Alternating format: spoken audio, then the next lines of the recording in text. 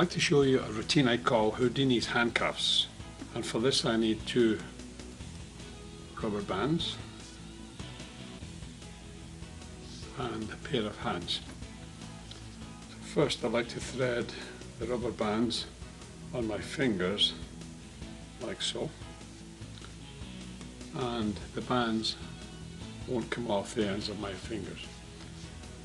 I call this Houdinis handcuffs because there's no keys, and to lock them you have to use a little of Houdinis magic, because obviously the bands can't penetrate one another.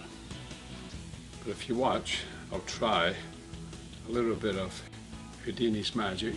1, 2, 3, and suddenly the handcuffs become locked, and the bands, as you can see, are now locked. That's the easy part. The hard part now is to unlock the bands of the handcuffs. So watch. 1, 2, 3, and the handcuffs become unlocked. In case you think there's something fishy about the rubber bands, Mary, would you check out these bands and make sure there's nothing strange about them, that they're regular?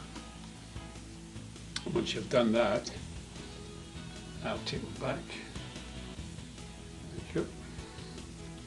There we go. And we'll just re-close the handcuffs or link the bands like so.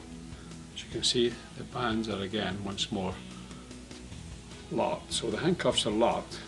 But what's strange about these Houdini cuffs is I'm going to make one of the handcuffs disappear, or one of the rubber bands. If you watch carefully, you'll see that one of the bands starts shrinking in front of your eyes, gets smaller and smaller, even smaller.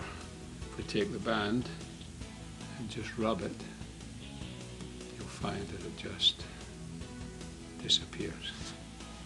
That's what I call Houdinis handcuffs.